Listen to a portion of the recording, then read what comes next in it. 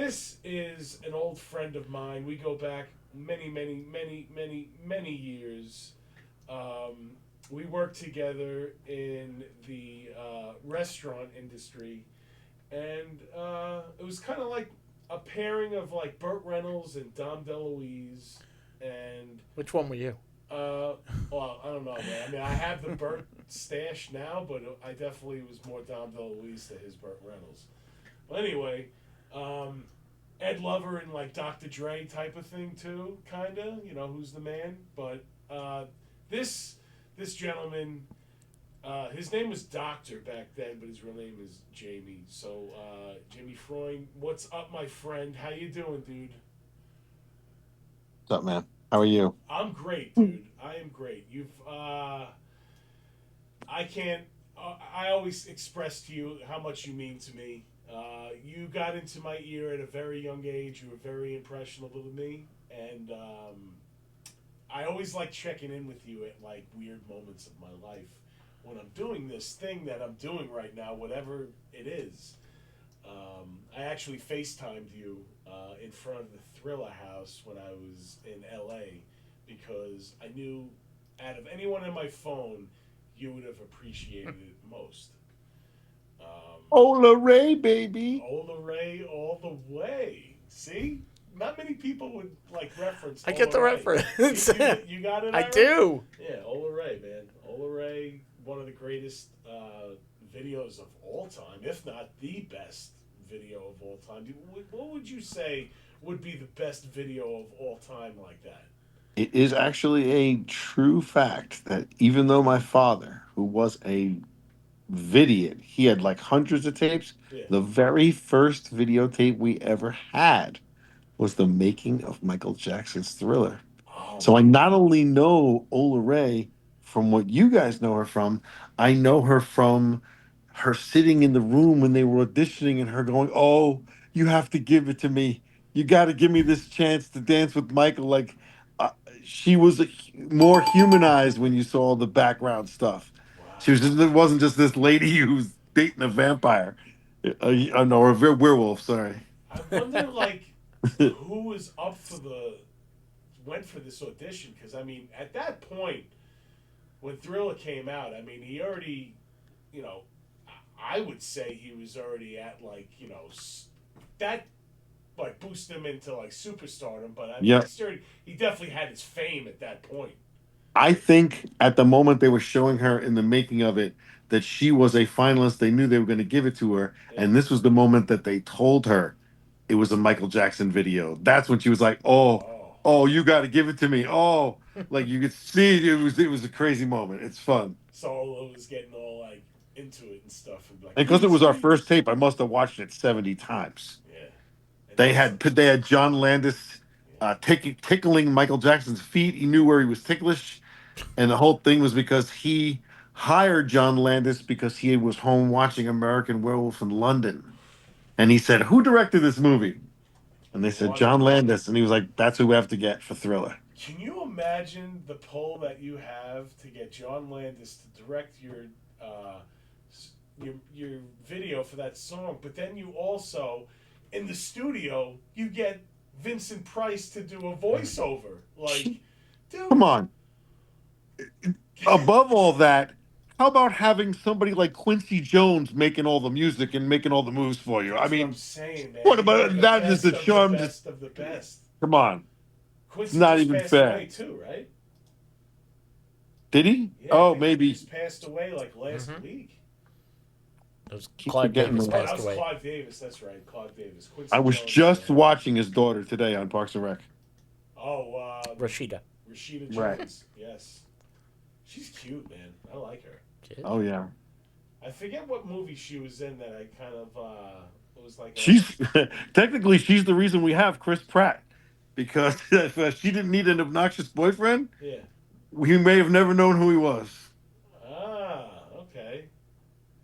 And she also was with, if I'm not mistaken, I don't know, was she with Tupac also or no? She the letter thing. Somebody was calling out the Tupac letter, and she wrote a letter to Rolling Stone, I think, as a young woman in defense of her father at Tupac. Like came at him. I think that's what the connection Oh, is okay. that he wrote a letter and said some shit, and then she wrote. She was like 17 or something, coming to Tupac in a national publication. I Wow. think that's the story.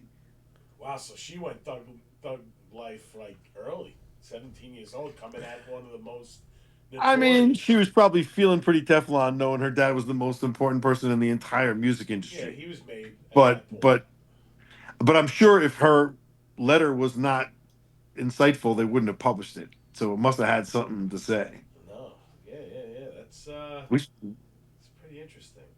but we shouldn't talk about what we don't know about entirely. No. Why am I here? What's the subject for today?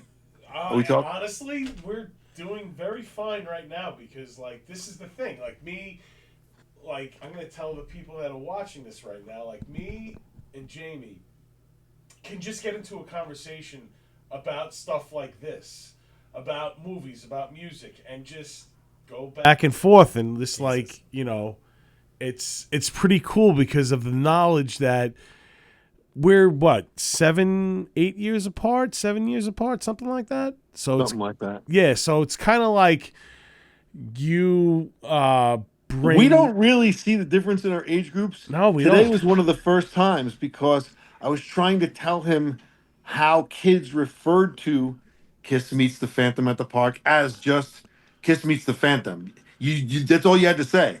Yo, we're going to the movies. Where you going? We're going to see Kiss Meets the. Oh shit. Okay. Wait, You so didn't have to Kiss Meets say the the whole Phantom of the title, Park was but in the movies? yeah, I'm pretty sure. I s- Maybe I'm wrong, but the point is, when we talked about it, that's the way we said it. right. So you had to have been alive to know that information because that's not documented on IMDb. I, You had to have been there. yeah, yeah, dude, and I So that's the wasn't. only one of the very few times that our age difference has actually shown up. See, yeah, man, We were because pretty much like raised on all the same movies. we definitely were. I mean, You I had the know, older brother who's almost the same age as you, so he was like my introduction to all this stuff. But I was always jealous of your birth date because it was like had I been born at the time that you were born, I could have seen all my favorite bands in their prime, like early 80s and like going into the clubs at that point. Like I came in kind of when hair metal was on its way out, you know? understood. But what do you got here, Ira? So, You yes, got the Kiss dude. Meets the Phantom, originally titled Kiss Meets the Phantom of the Park, was a movie. So, dude, you're right. Nope. Keep reading. But it was There's made for also a third television rather European than a title. theatrical release. Produced by Hanna-Barbera, the Yep.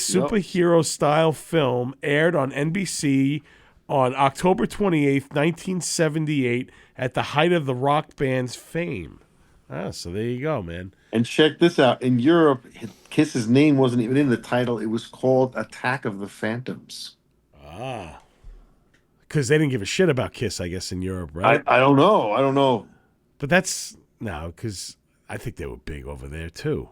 No, I don't think that was the problem. It was probably just they're trying to appeal to more people maybe that weren't even Kiss fans, and they just wanted to appeal to, hey, you like scary ass shit at a theme park? You like roller coasters that go off the rails? And do you know what That else kind was of filmed thing. inside that roll in that park? What's that? That's Wally World, dude. Oh, Is it? It is. yo, I gotta tell you some shit. I tried to watch the movie Roller Coaster with George Segal, and it is about a dude who puts explosives on roller coasters and keeps making them explode and killing the people. And I was like, this movie terrified me. I tried to rewatch it, and bro, I was so disappointed because whenever the thing was about to explode, they would just pull the camera away from the coaster, and you would just hear people scream. There was no actual So no like money shot crashes. or I was anything? so upset. I felt so completely ripped off. I was like, wait, where's the kids flying off the rail, screaming and crying? Nope. That would cost a lot of money to film, Jamie. This is a TV movie about him. So this dude like calls the FBI and says, I've got explosives on every roller coaster in the country. If you do not give me $1 million. And that's the plot. And it was George Segal doing it? Yes, George Segal. I guess he was the cop trying to catch him. Oh, wait, George Segal was the cop. He was the cop. The headline was, "Keep your eye on the man. Watch the man who's always watching the roller coaster." Ira, can you pull Like this that. up? Because I want to know who is the bad guy? I don't recognize his face. Roller Sometimes you just coaster. had to. Sometimes you just had to look ugly. But it was a movie called Roller Coaster. Was he calm, cool, collected when he would make these phone calls? Like Wolfgar and like Nighthawks? Okay, when I didn't get to actually watch it. When I went to watch it, they only had it on YouTube, and it was like watching it in a Periscope to avoid Oh, yeah, no. It's copyright terrible. problems. I Yeah. couldn't sit through it. But they had a trailer in crystal clear, so all you saw was the dude watching the coaster, and then making phone calls and setting explosives, and then they'd show a guy, probably just a maintenance man at a regular roller coaster, walking on the side with like crazy music, and you'd go, "Oh shit, there's a guy on the roller coaster. What's that guy doing?" It was just Wow. like innocuous footage. 1977 roller coaster. Let's see. Starring. It was directed by James Goldstone, who also directed, let's see, The Court of the Last Resort. I don't know if that was Kent State. Iron Horse. He directed a 2 episodes of Star Trek. All right. I don't mean to jump ahead of you, Yeah. but when we couldn't watch Roller Coaster, instead we watched some Joan Collins movie about huge ants. What the fuck was the name of it? It was a huge monster movie, and Joan Collins was like this woman who's trying to sell people real estate in the Everglades that wasn't even developed yet. And then when they get there, there's ginormous ants hunting them and trying to eat them. And she Wow. doesn't. Then when she finally escapes, sorry to ruin the movie for you. When she finally escapes and gets to the sheriff's like, "No problem, we'll take care of it. We'll get you home." And they're all so calm. And she's like, Why are you guys so calm? I'm screaming. And the pheromones that ants use to follow instructions, they had brainwashed this entire town, the ants. And they were taking them now to be shot with venom by the queen ants so that they would become slaves of the ants. It was fantastic. Wow. It Well, was I guess that fantastic. was good that she didn't get to watch Roller Coaster, but Right. I found Pretty your much. villain in Roller I- Coaster. it- It was Timothy Bottoms. Oh my God. And you know Timothy who? Bottoms, was Yeah. he any good? The villain from Roller Coaster? Yeah, Timothy Bottoms is in Johnny Got His Gun and The Last Picture Show. Like, he was a Oh, okay. big time actor. And you know who else was in it? She played young Tracy Calder, Helen Hunt, and Henry Fonda. You would have known all the small characters in that Ants movie too. You know the old lady in Porky's 2? She was in it. She got eaten by ants. I love seeing all those The old like lady, she was like the old lady from Greece that liked the gang only for Porky's. There was an old lady in Porky's too, and she like would fight against the evil priest. So saith the shepherd. So saith the flock. yes. She was the old lady. That lady got eaten by the ants. Empire There was of the another Ants? person. Is that what it's Oh. called? Oh! Christopher Pine, the movie star who played Shatner. His father was the bad guy in the Ants movie who tried to rape a woman in the very first scene. He's ripping her blouse open in broad daylight. Paula was looking at me like, "What the fuck are we watching right now?" You're like in a weird vibe. You want to blow up fucking roller coasters, then you get these fucking rapist guys with ants and shit. Like, what the It was fuck an is insane going day. on? I had just been introduced to Letterboxd, and so I was going through all of the Oh, monster movies of my see? youth. They have them all listed by year, so you just swipe and you go, "Holy shit, I saw Kiss Meets the Phantom. Holy shit, I remember Hot Stuff with Dom Oh my DeLuise." god, hot stuff, dude. Oh, I mean, It's those the are the best movies I was going shit through in you're my head. ever The Incredible going to Shrinking Woman, all of that shit. Dude, hot stuff I used to watch all the time growing Of up. course. Man, with Jerry Of Reed course. and And the Suzanne bald guy Plachette. that was in it was the guy from Sesame Street. Sesame Street, yes. Yes, Luis. No, Yes. well, no, not Luis. The guy who would spill the cakes. Yeah. He would fall through the doorway and spill all the I cakes think all his over the real floor. name was Luis, though. Oh, maybe. Remember when the two people sell Dom DeLuise the pot? Oh my God. Dude, he starts smoking it, and he's got like a fucking like ox head that's in back of him, like it's like a boar's head, and he's doing his Yes. belly laughing and shit. Suzanne Plachette Oh was man, sexy as fuck yeah, man, in she it. was. And what's his name? Jerry Reed, Oh Eastbound and man. Down. And that little kid, the black kid who stole the dog, and they said, "Don't take the dog back, kid. Here's money." Oh my And god, that was like Dom DeLuise is heartbreaking, right? He's and they're like, "You've crying. always been a softie." I was trying to feed my little brother. Oh my god, Right. that was terrible. And then they invited all their customers to a party to celebrate the success of their store and announced that they were all They're under getting arrest. Yes. And then somehow the crook said, "Hey, we're under arrest, but I still like these guys enough to fight the mafia for them." Right. And they took on a whole bunch of Italian gangsters. Oh my god! Do you remember the main track of that movie, like the song "Hot Stuff"? Hot stuff. Hot stuff. Hot stuff. Hot stuff. Hot Yep, stuff. Jerry Reed. Get on up. Yeah. Oh yeah, there you go. You got some bass. Jerry riff going in. Reed, bro. Yes. That was probably like what, his second most known tune, right behind "Eastbound and Down." If you say so. I would say, yeah, right. I mean, I don't know any other Jerry Reed tunes. Just for the hell of it. Did he sing that too? I don't know. That was in Cannibal But I Run. really do wish you were with me the day that I was seeing all these movie titles for the first time, because it wasn't just like Escape from Witch Mountain. It was Six Pack with Kenny Rogers. Oh, wow. Where he played a race car with oh my god. Space Camp. Oh my god. Space Camp. I just phenomenal. went when I was in Phenomenal day. when I was in Huntsville, Alabama, just recently. We did a trauma event. I went to where Space Camp was filmed. And it was, you know what happened was, dude, Space Camp, this is a little bit of knowledge for you. Space Camp was supposed to be like this big, massive summer blockbuster. But what happened was 6 months before that, the Challenger exploded, dude. So it was kind of like bad timing, bro. So Space Camp kind of got like, got the shaft. There are two good pieces of trivia from Space Camp. First of all, Kelly Joaquin Preston? Phoenix. Leaf. Joaquin Phoenix was Leaf in it. Yep. But what really happened is, because of what you just said with the Challenger, Steven Spielberg found out that Kate Capshaw got ripped off. So he hired her for Temple of Doom. And then they got married. True story.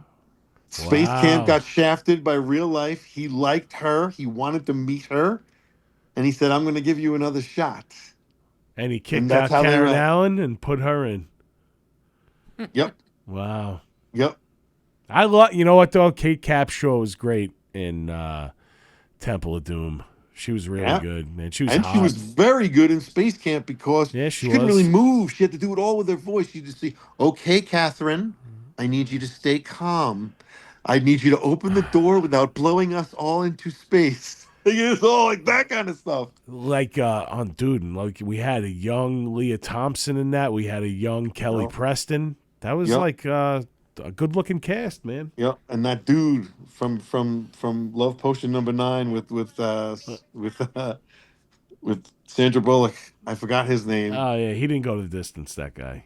He was in a lot of '80s movies though. If we pull his name up, we'll probably be like, "Oh shit, he was in Back to School." Like, I don't know his name, but he was an '80s face. Did he play a lot of dicks? Yes, I would guess so. Yeah. He not wasn't likable. Johnny, who was not only the prick in The Karate Kid, but also Back to School. And is there a third one? Yeah, he was Jack in fucking European Vacation. What am I talking about? But I thought he played another villain character. You're right. Of course he was in Jack. He was great in that, too. Dude, and Jack's like, yeah, she eats too much. Yeah. Oh, my God. Oh, my God. Is that Sunny Sunshine? It sure is. Right now, I'm being interviewed on Nick's podcast. Live. Would you like to? Please, Sunny Sunshine, make an appearance. Hi. I thought of you the other day, Sunny Sunshine. You know what I was watching? What were you watching? Come Was it on. Rocky? It was Rocky. Stay down, Rock. So, kids, this is a funny story. Sunshine also worked with us at said theme restaurant, and one night, me and her were teaming together to do a big party or whatever, and she fell, and I felt bad for her, but I didn't want to pick her up off the ground right away because I was playing Mickey and Rocky, and I was trying to make her take a dive, and I was like, down, stay down, you'll be out in 20 minutes, because I wanted to get her out of there because that place sucked. Not where you wanted to be on a Stay Friday down, night. Rock. You'll be down in 20 minutes. You'll be home in 20 minutes. He gave him. He. It was a perfect Burgess Meredith too. Oh, so Yep, good. yep. You know what I'm gonna do? I'm gonna change all these locks. I completely Real good. I completely face planted, but I think both cheeseburgers remained on the plates. They I had did? talents. Oh wow. However you pulled that off, Sonny, I'm Oh. sure that those cheeseburgers were delivered with a smile because Don't think we delivered them off the ground, but it was that place, so who knows? who knows? The place that should remain nameless because it doesn't deserve the plug. It's actually defunct now. It's just there. It's a building, a shell of a place that held lots of fun times and I shitty cannot times. believe you just said that. Okay, What's that? I'm writing a book about growing up in Farmingdale, right near Adventureland. It was almost like that movie, the Florida Project, with the kids who lived right outside of Dude, Disneyland. isn't that a It was great just movie? like that. It was just really. I would say that if I hadn't seen that movie, I probably would not be writing the book. Really? And today I wrote the chapter. I'm okay at writing just me versus the teacher dialogue, being in the classroom. It's a closed environment. Trying to explain to people about what our scam was, the elaborate scam on how we could break into Adventureland in 3 different ways. I wrote that today.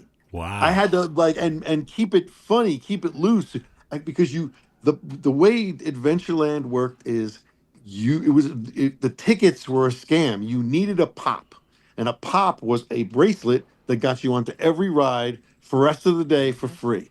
It was like $10, but you were allowed to walk in even if you were an unattended kid because the tickets were a scam. They knew you didn't have $10 for a pop, and if you and your friends all put the money together to come up with tickets were $1.50, but to get on a roller coaster, it was 5 tickets. That's $7.50. Only a kid was dumb enough to do the math of spending $7.50 to go on one ride for one kid when you could get a pop for $10. And you pass it off? So what we did as kids is we had a collection of pops, all different colors. They knew that if they didn't change the colors, that these rich kids, they were going to come back next week or tomorrow and ride all the rides for free again. So Adventureland came up with not just 7 or 14, but 30 different colored bracelets, and they rotated it on a random basis so that you couldn't do it. So our friend Myra, who lived right next door, was a gymnast, and she knew how to fold her thumb in and make her wrist small so she could get into like a used pop. So we would sit in the parking lot of Adventureland, and you could always find like 5 to 7 rich kids just throwing the pop on the floor, and we would tape that shit back together, or Myra would just pop it in. And so we had 30 colors of pop. So somehow I had to write a story explaining to people what that scam was and how at the time of the story and taking place, I didn't even have a pop. So you had to do the alternative, the old school way of sneaking into Adventureland, which was when the guy was busy taking the tickets of some actual customers, you got on to the little horse train that went around the park at like 5 miles an hour because the only people on this train were like women nursing babies trying to get out of the heat. No one was using this train to go around the park. It went Or slow as toddlers. molasses. Yeah. So, and no one was going to look at that train to see if you were doing something mischievous either. The mothers weren't going to turn you in. They were in baby glory. They're not going to get these kids off the bus. So I would ride the train around the side and then between train stations just jump off and come out in between the haunted house or the music express or whatever. So I'm just so grateful that I got it out of me. That trying to explain elaborate scams of how to sneak into a theme park is just not what I'm trained to do as a writer. And whew, So it's like giving birth. how far along are you on your novel right now? It was 7 hours for chapter 8 today. I'm up to chapter 8, and I'm only in fourth grade. You know how you do 12 grades of classes plus kindergarten and nursery school? You got 14 years. In those 14 years, I did 8 schools in 5 towns and 2 counties. I was kicked out of Catholic grammar school and kicked out of Holy Trinity Catholic high school. So I had lots of crazy motherfucking stories. And my mom calls them Jamie stories. I don't go by Jamie anymore. Everybody calls me Funk or DJ Functional or whatever the hell. James is the thing that the I'm official still name, holding on to the but doctor. we all call them Jamie stories because I used to go by James Doc. Exactly. Nobody, but these Jamie stories exist, and Jamie as a name has a lot of comedic value. Jamie's That's a great. really funny. It's almost like the way Alexis Rose keeps saying David over and over again. It gets funnier the more she does it. You keep saying the name Jamie, and you're going to be laughing. So the names of the chapters are like Jamie gets possessed, Jamie meets the devil, Jamie versus the principal's office, Jamie ruins Christmas, and they're all real stories of crazy fucking selfish jackassery that every kid probably does, except mine were on the level of the bus driver. Somebody threw up in the back of the bus. So the bus driver went to the back to see what was going on. Jamie gets on the bus. What does he do? You He jumped in the sits in the seat? chair and steps on the gas and almost kills 100 children. There's now like an alternative reality where I am a preteen mass murderer and I'm in 6th grade. And this was like a regular thing. The stakes were always so fucking high in these stories. They weren't just like about some kid who shot off a firecracker on his hand. It was, I almost killed 100 people today, Mom. I'm sorry. Next school, let's go. So that's why I'm writing it. It's just because they're all high stakes shenanigans that every kid, especially every Gen Xer, because I'm a DJ, I'm infecting it with all the music that was going on at the time. I've got a Billboard book that the way it breaks down the 80s is it tells you month by month what the 40 best songs were that month, and then it moves on. There's no repeats. So you find out what the mood was every single month, whether it was a big hit or a small hit. These are the songs that were at their primary popularity in March of 81. So wherever my story takes place, I just go to that book and I'm like, wow, Magic by Olivia Newton-John would work for this scene. It's Still Rock and Roll to Me by Billy Joel would work. It's so easy to work with that because you've got the timestamp. Dude, you know what it's like? If I could pick one character from any fucking movie talking to you, you always reminded me of Rob Gordon from High Fidelity, dude. Because the way that you describe things, you always put a soundtrack to it and like how it brings you back and you paint a picture, dude. And that's what that character did. So when I saw that, that's why I love that movie so much. It's because I'm watching my friend on fucking on screen, dude. They owe you royalties, that fucking movie, because that's you, bro. You know what I thought you were going to say? What? Styles. Oh, from what? Teen Wolf? Yep. Nah. Rob Gordon, dude. I like Rob Gordon. Rob Gordon. Rob Gordon's great. I love when when they walk in and they're like, "Oh my God, what is this? How is this in order right now? It's not alphabetical." And he's like, Chronological. "Autobiographical." No, he's like autobiographical. That's right. Oh my That's right. God, dude! Like I've only seen it seriously. a couple of times. Just like Grosse Point Blank, even though they're really good, if I watch them too much, I'm going to ruin them forever. Yeah. So I don't watch either of those very often.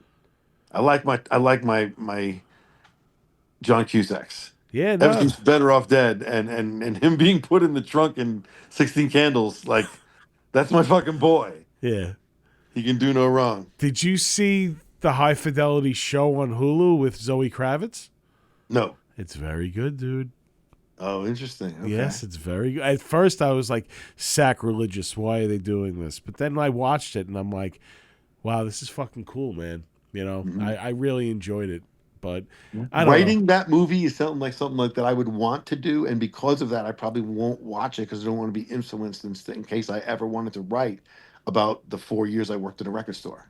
I managed a record store my senior year of high school. Isn't that the best though? That was the best You place imagine that the you could pressure house. from your classmates to give them free shit when you're the manager of a record store next to the school? Dude, I've been there, done that. I worked at the Wall for 2.5 years. Oh my Same God. Was it thing. was it close to the school? Oh, it doesn't matter if it's a Yeah, mall. no, it You got to be was. teenagers. I worked the Wall in Merrick on Merrick Avenue, so Merrick Road. So it was in between the school. But you had cameras and you had devices that were attached to the CDs. This was a mom and pop No, no, where no, I no, had no. the keys. It I was didn't have me the and keys, me but and my friend were the only two employees in the place. I didn't have the key. I didn't have the keys, and cameras were the cameras, but it still didn't mean fucking stuff definitely went on, But Oh, okay, heard. yeah, yeah, yeah. I I don't even think I should tell you that one story. I'll let that one go. It's so embarrassing. But I will say that our owner, the guy who was snorting all the profits and doing so much coke that his wife kicked him out of the building, he was a former DJ, so he had all of these dope records lined up and two turntables, so I Wow. could practice mixing when we weren't busy. This So was is the this type the of beginning of you doing DJing work? to all you kids out there. I just want to say something. This is really long fucking overdue. I just want to say that record store employees, your fucking job was to influence friends and people with your knowledge. It wasn't about going on Discogs to look up rare 12 inches to see if the owner might accidentally sell a $55 12 inch for $2.99. I They love they that. had jobs. They listened to music. They listened to culture. What you see in high fidelity is what a record store is supposed to be. You should see these employees that they have now. They They suck. they write up little stickers in font. The debut album, VG plus plus. And Fuck they're just them. little squirrel people. Bastards. There's no interaction. I fucking hate it. I'm glad vinyl is back, but the record store employee is a relic. They don't understand it at all. It's a lot, man. It's a different generation, bro. Like Right. we Fuck these grew kids. up Get off my goddamn lawn. exactly. Like the way that they make these like 90s albums now, like dude, it's laughed at that like I got laughed at for the fucking music that I used to listen to, like the hair metal and everything. But those are some of the highest priced fucking vinyls out there now because they didn't press them that many of them. So now they're trying to charge you $75 and $80 for fucking Open Up and Say Ah. Like, I got news for you. It's not because they didn't press that many of them. It's because metal fans are true devoted people and they bought those records. They didn't go to the fucking record store and give up their Iron Maidens to pay a bill. They were devoted fans and those records sold.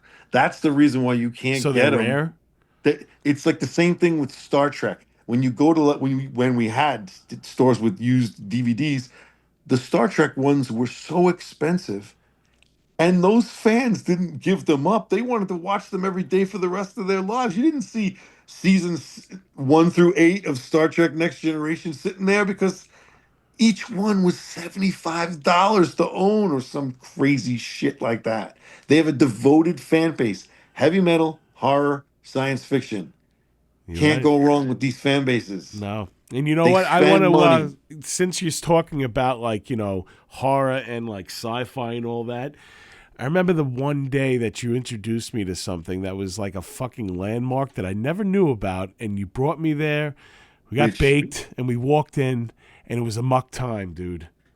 The Oh. first time I walked into a muck time, we fucking were in that store for about 2.5 hours just looking at like all the old school toys and everything, and it was just like They a loved trip down. they loved customers like us. Oh my god, Didn't dude! spend a dime and walked around chatterboxing for 2.5 hours about every little moment of their spoiled lives.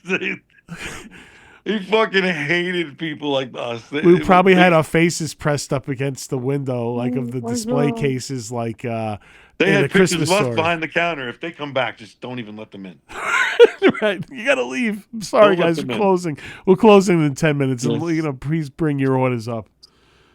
But yeah, I remember Muck Time. Muck Time actually now, they're still in business, but they moved to Pennsylvania. And I see the guy all the time. I don't know if it's the same owner or anything, but he does conventions now and stuff. But again, it's not like our Muck Time that you took me to. It's different now. Amok Time is right next to Music Trends. Yeah, And that's the same strip as Diamond T Records, the record store I managed in high school. It's the same strip of stores. Wow. And It's just, right down the it's block. just, That's yeah, right it's down the just block from where I am. It's almost in the same shopping center. I'm doing my Oh, right, podcast. because you're Yeah. governors. Of Governors. I was just talking about Division kids coming to my store, and the Division's on the other side of you. Yeah. This is your neck of the woods, bro. That is my neck of the woods. The fucking parking lot between Spit, Uncle Sam's. Did you even go to Spit? No. I was too Spit and young. Uncle Sam's was the club on the corner. Madonna played there with two backup dancers doing Lucky Star. They have footage of it on YouTube that you can watch. It's like her first concert ever. We just celebrated Madonna month for June. Her new album's coming out. And you know what? The new single that's out, I kind of dig it, man. It kind of sounds like old school Madonna. It's pretty good. Haven't heard it. Yeah, it's pretty good, man. You know? I live in a time warp. I know. The I last know. album I really cared about was called Speaker Box, The Love Below. What is that? Outcast? Yep. All right. So, I'm only kidding. There's been a couple of good things since then. Wolf Mother. Demon Mother Scar was live good. at Beery's. Demon Scar. Oh, you mean this motherfucker right here over here? There it is. Nothing like a little We have it on shameless display self-promotion. where the DJ gear is. So you can so the crowd, there you are. There I am. Yep. Do you know that drawing was paid for on Fiverr for $10 by some kid in Malaysia? And he nailed it. He nailed the nizzer on that one, bro. Fantastic. Yeah, dude. You really never did. know. You never know who you could find on the interwebs to do your art for you and stuff. It's, you know what? And I gave a kid in Malaysia $10 versus now with ChatGPT that just you could. AI is insane. What's going on right now? What is your take on AI? My take on AI is that they are ruining my trivia questions. If I asked you to tell me what the connection is between Erica Badu and David Duchovny, I would have the upper hand. But you have a dude in the background that can Google that and tell you within seconds You're right. that he directed a movie that she was in. So my whole trivia question, that's why I hate Google in general. But They're burying AI like pop itself, culture.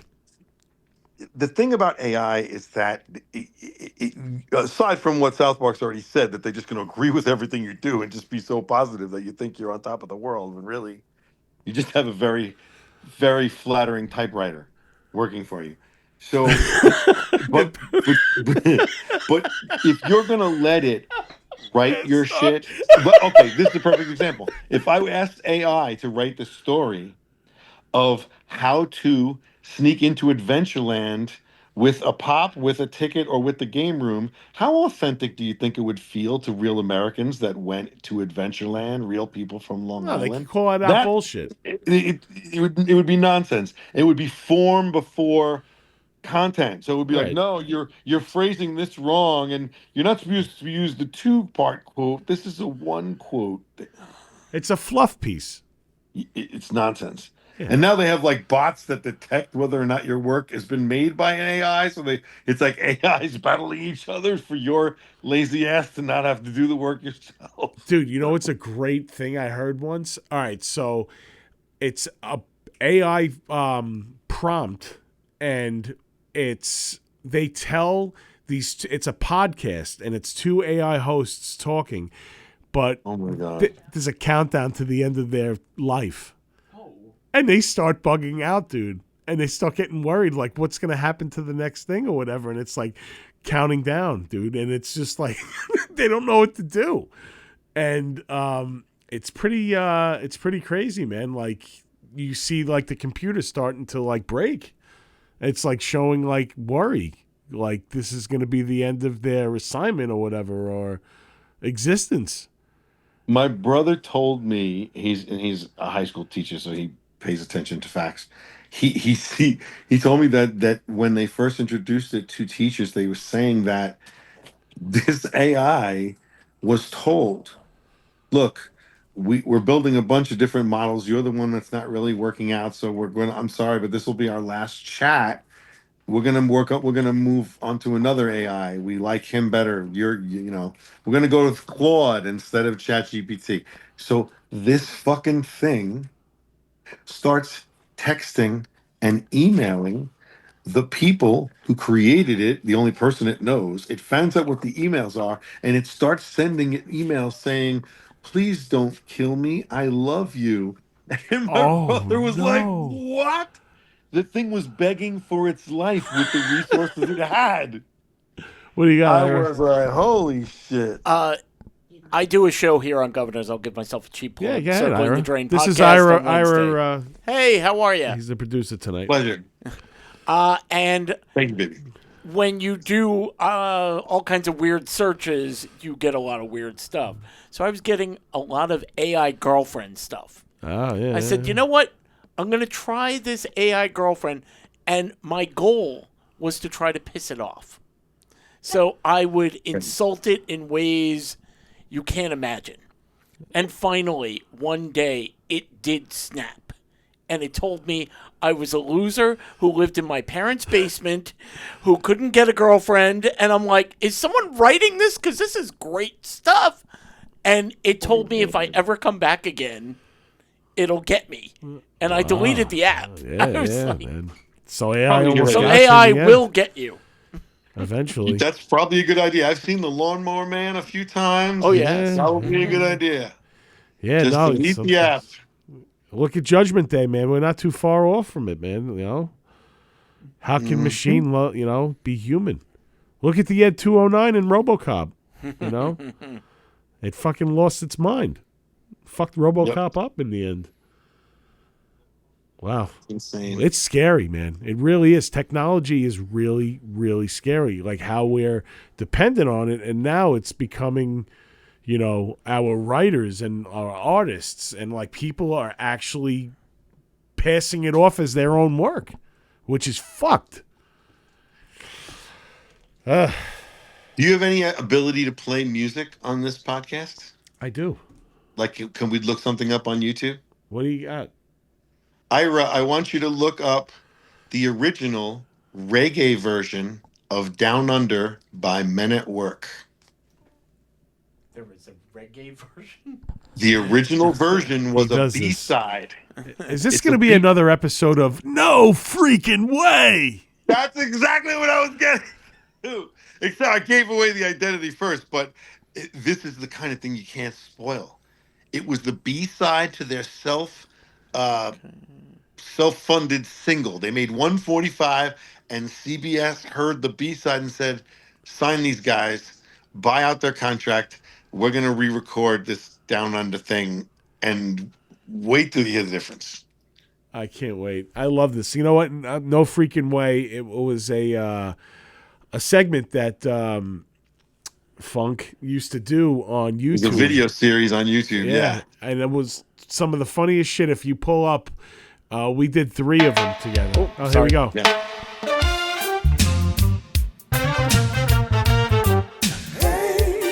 I don't think that's it. Is that it? That's not it. Is this I it? can't hear it. He can't hear it. No, that's not. That can't be it. Don't assume that, because I'm telling you, it No, sounds that's not way it. different. I'll It's like find it. Mr. Boombastica. Is that it? No. No, that was from the movie Men at Work. When I put in Men at Work reggae, Yeah. that's what popped up. Let me try to find it here. Which is a very Well, underrated film. just put in Men at Work original version. That's all you probably Okay, need. let me try it on my phone first. All right. It's just got a Right. bass line in the beginning. Doom, doom, doom, doom, doom, doom. You probably could plug it into your thing. You just take out your iPad, right? No, actually, I can't because I can do it on mine because does he have the thing? I have different. Is that UBS? This is US. Which one? USB. This is the USB? Lightning. Oh, it's the Lightning one. Yeah. Oh, I thought I had like a connection. You know what? I'll pull it up and I could play it on the. Oh yeah, you on can the play mic. it through the phone. All right. So original Men at Work. Down Under original version. That's all you need. Down Under original. Okay. Okay, I found it. The quality of the audio is not that great, but you'll hear the bass line and you'll know you're there.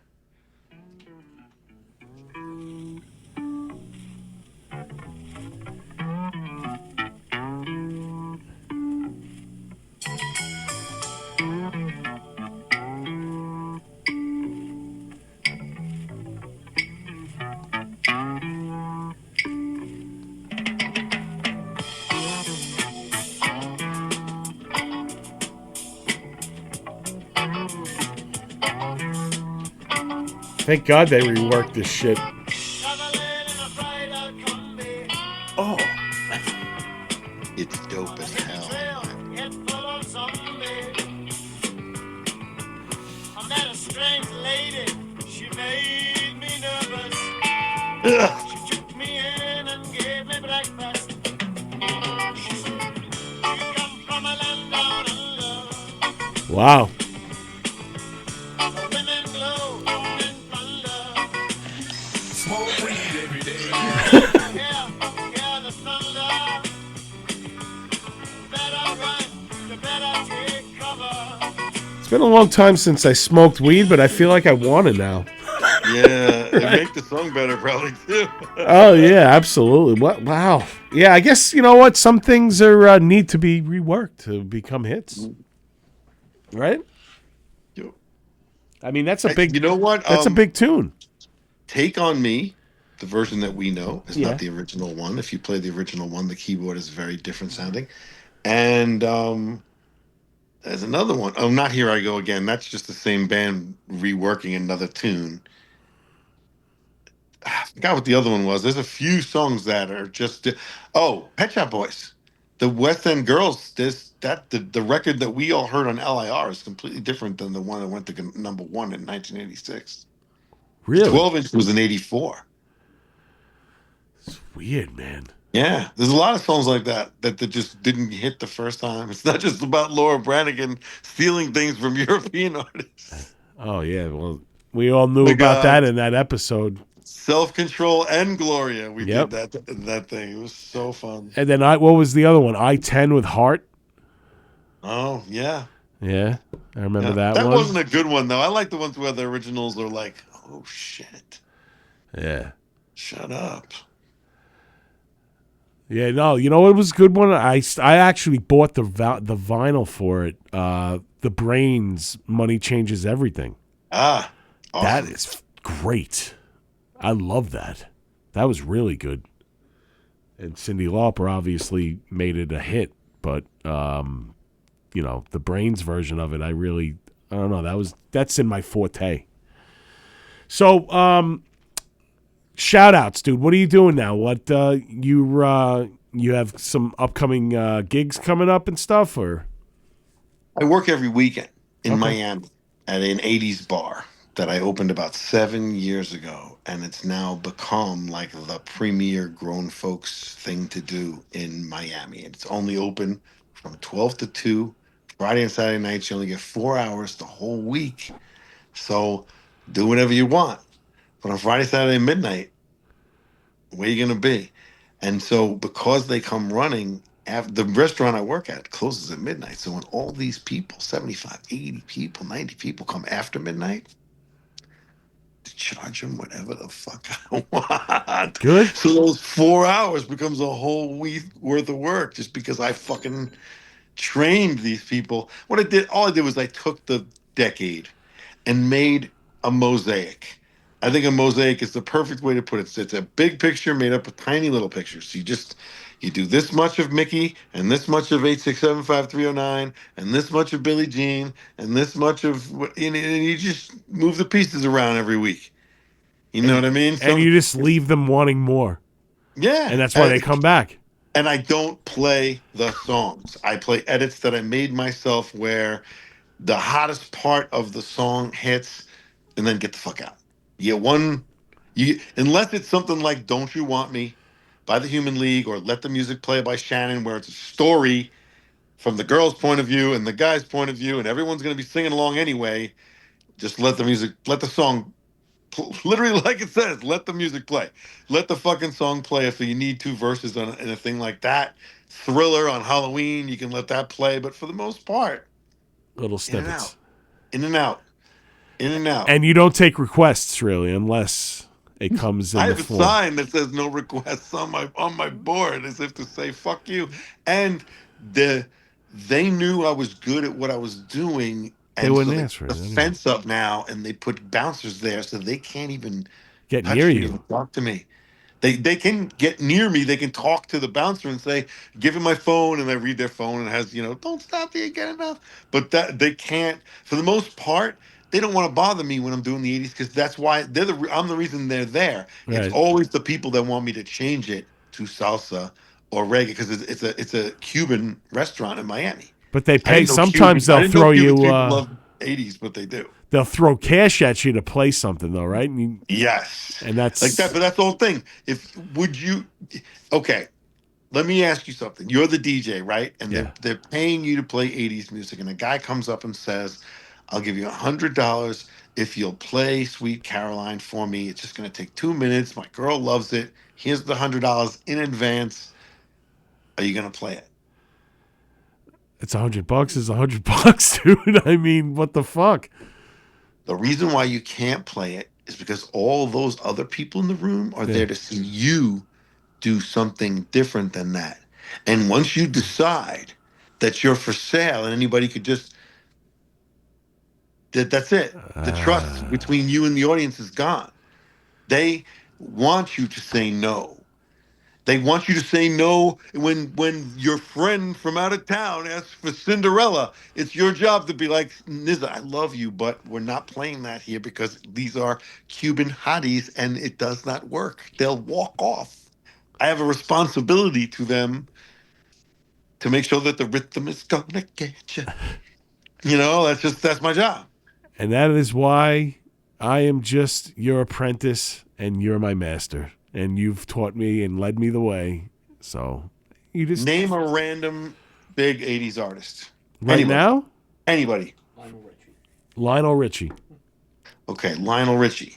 You have a lot of songs from the Commodores, but as a solo artist, we're talking about the Can't Slow Down album with all these hits on it. You have All Night Long, Running with the Night, Hello, Stuck on You, then Dancing with the Ceiling, and Selah. And my brain is just a bunch of files, and I can usually do it in chronological order. But like you have Still from the Commodores, you have Truly. I mean, there's You Are the Sun. There's millions of them. Easy Like Sunday Morning is Commodores. Right. And my brain even knows where the solo and where the breeders start and where the pixies end. You know what I mean? You just, You just know what you got to do. That's it. yep. Pick any artist, or I'll give one to you. Go ahead. Whatever you want to do. Yeah, give me one. All right. Cyndi Lauper. You said her before. I mean, are you gonna go with She's So Unusual album and That's her debut album. You might as well start there. yeah. So I mean, there's so many hits that are off of that, and Unless you know the names of the songs from Romeo Blue or whatever that band she was in before that. no. No, go ahead. So I mean, obviously girls just want to have fun. Right? True Colors, Right? That's not that album, but Time yeah. after time. Time After Time, Right? the Goonies tune, Right? She bop. She Bop. There you Right? go. Money Shit, changes dude. everything. Money like you changes said. everything. I said Right. it before. Goonies, yeah. The Brains tune, absolutely. What else do we She also got covers here? Prince on that album. There's a hint. She covers Prince. On the She's So Unusual album, she does a cover of When You Were Mine. Oh my God! Really? I never. Yep. I. You know what? That passed You know me. what it is? Because When Your Mine's an actually like a rockabilly tune, there's more rock covers of it than there are pop covers of it. Hers, she flipped the pronouns around to make it, but I don't know if you know When You Were Mine, but it's about a dude being like, there's a guy laying in our bed between me and the girl I like, and I'm not complaining. He does it in like this asexual voice. Oh boy. Yeah. But she also has a cover of Marvin Gaye for What's Going On. She has a song called All Through the Night. She has a song called I Drove All Night. Roy Not Orbison. Right? this. Oh wait, that's Roy Orbison. No, that's Cyndi Lauper. Oh, but he did that too, though. did it Also, first. right? Who? Roy Orbison. Did he do I Drove All Night? I don't Yep. know. Yeah. Oh, definitely. One of my favorites. Oh, okay. Wow. The one that she does is a commercial with Derek Jeter driving a car around. They just used it like last year. Oh, yeah, man. Wow. You know, Yeah, it was but about there's so Derek many- Jeter driving to get home to his kids. He's just driving through the desert in a beautiful sedan. Derek Jeter. I can't believe I'd never even. Well, you know what, dude? I really don't watch that much TV, so I mean, I don't even know if I ever saw that commercial. Weird. You know, there's a lot of cool statistical anomalies from the 80s for people like us, though. Oh, absolutely, man. There's endless stuff that we can always talk about. That one lady who wrote all those female tunes. That one woman wrote "Love Is a Battlefield," "The Warrior" for Scandal. What is it? What's the Tina Turner one? "Better Be Good to Me." What, Diane wrote- Warren? No. She wrote all the corny tunes like "Nothing's Gonna Stop Us Now." Yeah. The chick who did "Obsession" before "Animation." Oh, It's Michael DeBar and her. Patty? Not Patty. No. Michael DeBar. What the fuck is her name? If we look up the original version of "Obsession" by Emotion, we'll get the answer. It's Michael DeBar and this woman. She wrote "Love Is a Battlefield," "The Warrior," "Better Be Good to Me." Holly you just Knight? name a Holly big Knight. rock anthem for a female. She wrote every fucking one of them. Holly Knight? That's it. Yeah, Ira. That's it. Ira got it. Yeah, and she was in a one-hit wonder group called Device with a song called "Hanging on a Heart Attack" that nobody remembers. And who thought that she that's it. had like all these hits in her? That's Yeah, crazy. Well, Spider, her band, I think Spider, her group, like people recognized the songwriting, but they were like, God, she can't sing and the acoustics are no good. "Change" by John Waite, lifted from that Spider album. "Better Be Good Really? to Me" by Tina I Turner. love that lifted tune. from that Spider album. Vision Yep. Quest soundtrack. She was in a band called Spider. That's where That's the my old- homework. I got to pull it up now. I got to Holly find Knight these group. original tunes. Yep. So, all right, I want to do some plugging right now. I want to thank you for saving the day. And young Henry Hill is out there doing something. You're always invited to come back, but I want to thank my guest tonight. Don't tell him nothing, Henry. no. Keep your mouth shut. Always keep your mouth shut and never rat on your friends. That's right. You got pinched. I'm proud of you. Keep You your popped fucking your mouth cherry. shut. You did your time right. There you go. Chris Cerrone, if you're listening, I don't think you are right now, but don't worry, we'll have you back on. It's all good. You always have an open invite to come back on Governors. Again, I want to thank my my guest. You look like a gangster. I want to thank my sponsors, Mr. Beery's. They're closing soon, kids, so make sure you get there before February of 2027. Before then, we're going to have one last horror con there. The announcement's coming soon. We're going to have some cool guests there. Nothing really going on this weekend because it is the 4th of July, but on August 8th, The Scar is going to be back there. We're doing a metal show, so that's going to be pretty rad. Cinema Arts Center has some cool screenings this weekend. I'd also like to thank them for sponsoring the Primal Scream podcast. On the 3rd, which is tomorrow, is V for Vendetta at 9:30. On the 4th of July, it's the Born on the 4th of July movie with Tom Cruise. So either you could be outside in 100-degree weather or you could be in a nice, cool theater watching a classic where Tom Cruise was nominated for an Oscar. He did not win.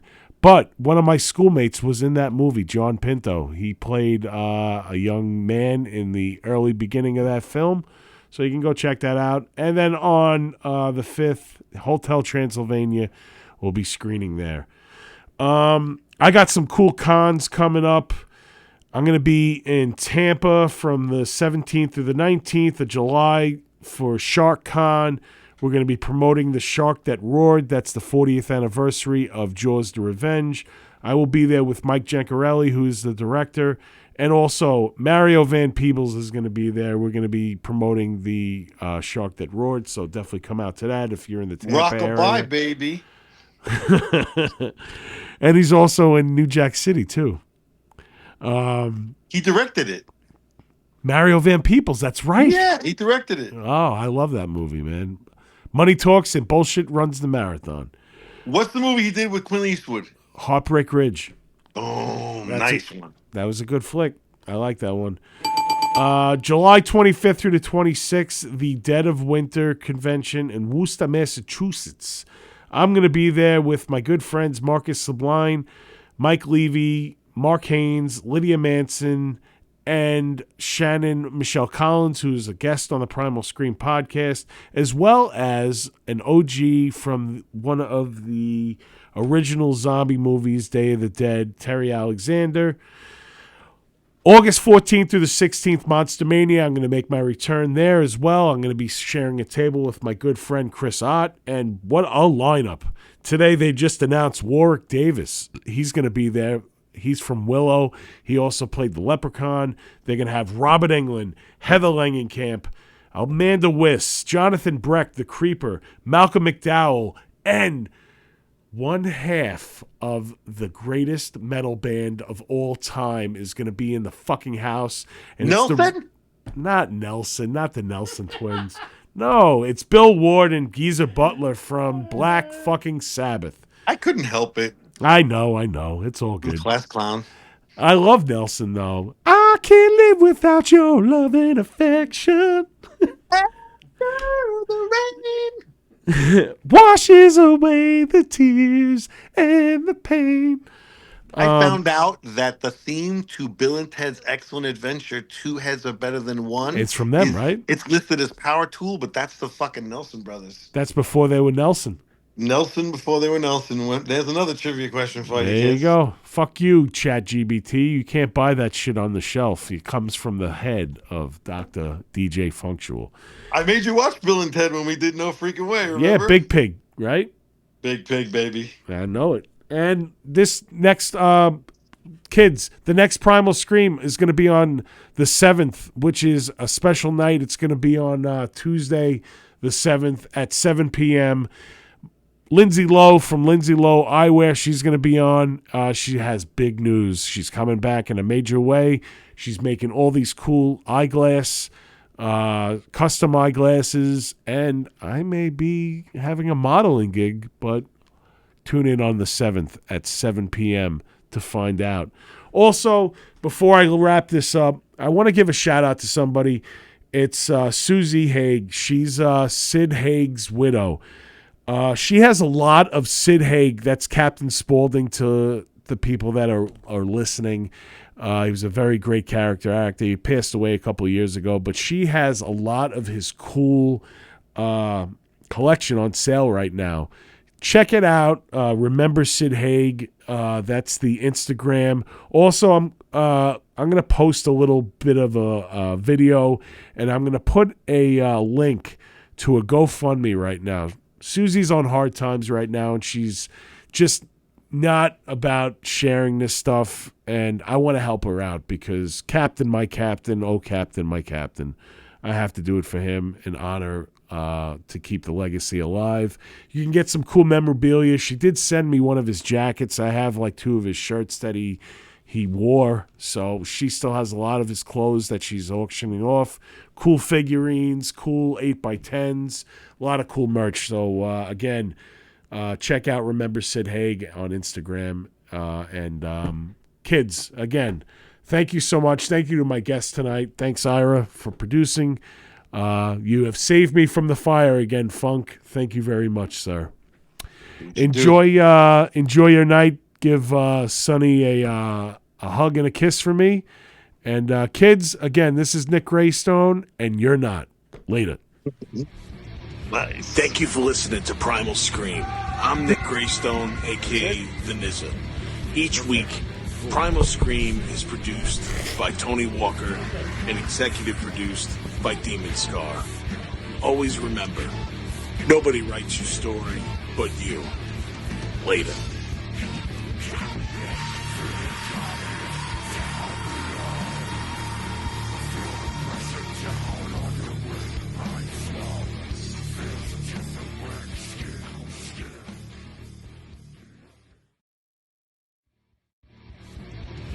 Thank you for listening to Primal Scream. I'm Nick Graystone, aka The Nizza.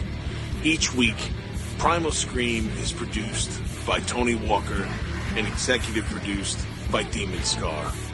Always remember, nobody writes your story but you. Later.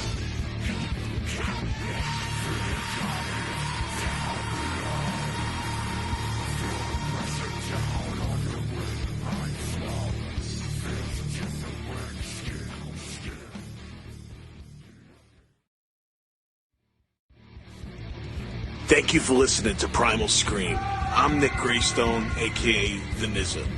Each week, Primal Scream is produced by Tony Walker and executive produced by Demon Scar. Always remember, nobody writes your story but you. Later.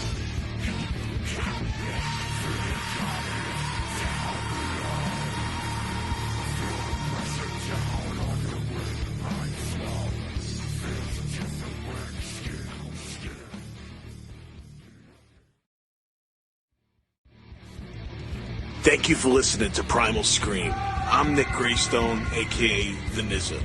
Each week, Primal Scream is produced by Tony Walker and executive produced by Demon Scar. Always remember, nobody writes your story but you. Later.